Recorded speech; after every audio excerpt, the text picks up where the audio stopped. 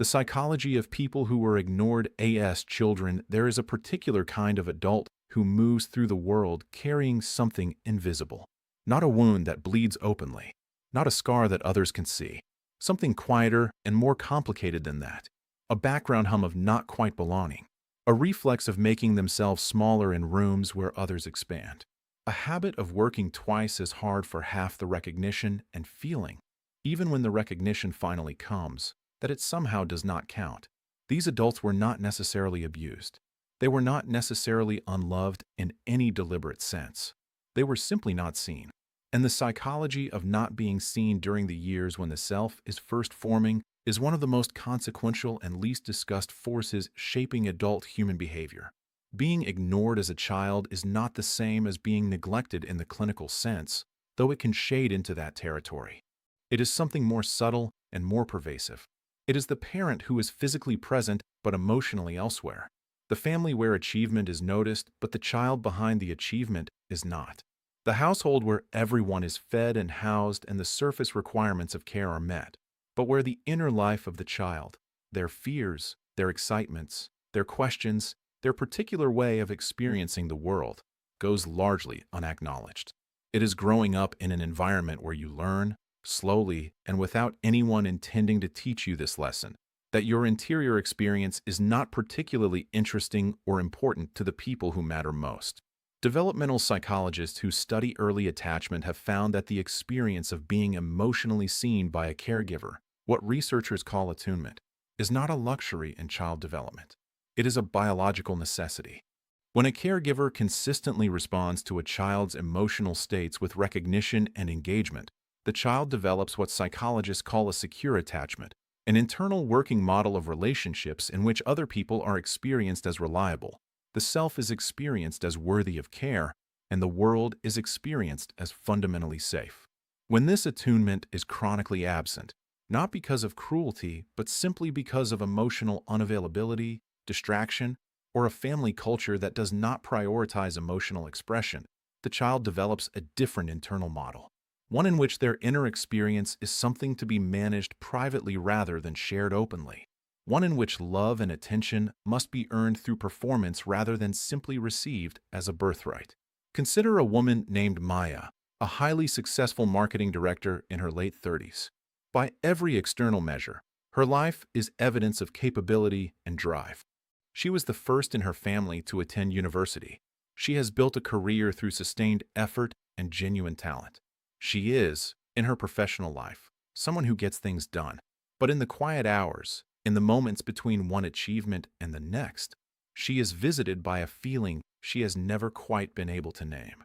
A sense that she is always auditioning, that the role she is playing is always provisional, that somewhere beneath the competence and the accomplishments there is a person who is still waiting, with a patience that has become indistinguishable from exhaustion, to be genuinely noticed. When Maya traces this feeling back to its origins, she arrives consistently at the same place.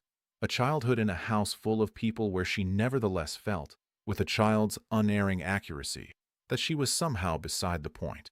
The long-term psychological consequences of being chronically unseen during childhood are both extensive and remarkably consistent across research populations. Adults who experienced emotional invisibility in childhood tend to develop what psychologists call an anxious or dismissive attachment style. Patterns of relating to others that were originally adaptive responses to an environment that did not meet their emotional needs, but which create significant difficulties in adult relationships. The anxiously attached adult tends to be hypervigilant to signs of rejection, to seek reassurance in ways that can paradoxically push others away, and to experience a baseline level of relational anxiety that feels like simply the way things are rather than a response to early experience.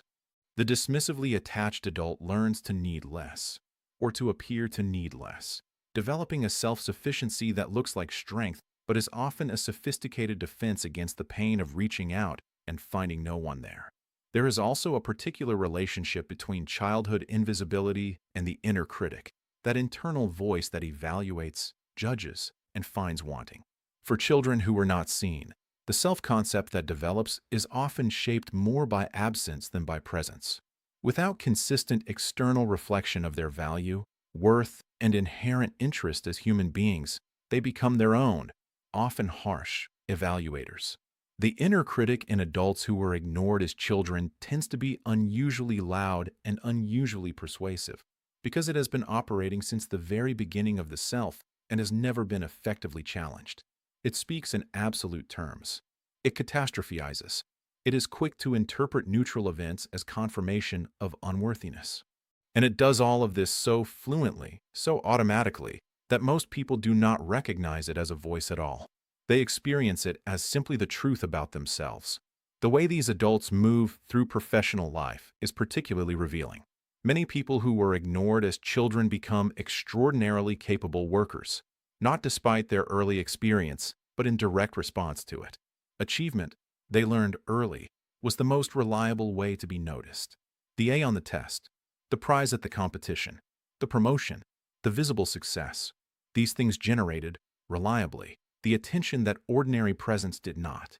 And so they pursued them with a discipline and intensity that their peers often found puzzling or admirable without understanding its origins. The tragedy embedded in this pattern is that the very mechanism that generates external success tends to deepen the internal wound. Because the recognition that follows achievement is always, in some fundamental way, recognition of the performance rather than the performer. It confirms that the doing is valued. It leaves the being, the unearned, unconditional worth that was missing from the beginning, unaddressed. In relationships, the adult who was ignored as a child often faces a painful paradox. They crave the deep seeing they never received. They want, more than almost anything, to be known by another person, not the competent, managed, performing version of themselves, but the actual self underneath. And yet the very experience of being truly seen tends to trigger a terror that can be difficult to explain to partners and friends who did not share this early history. Being seen means being visible.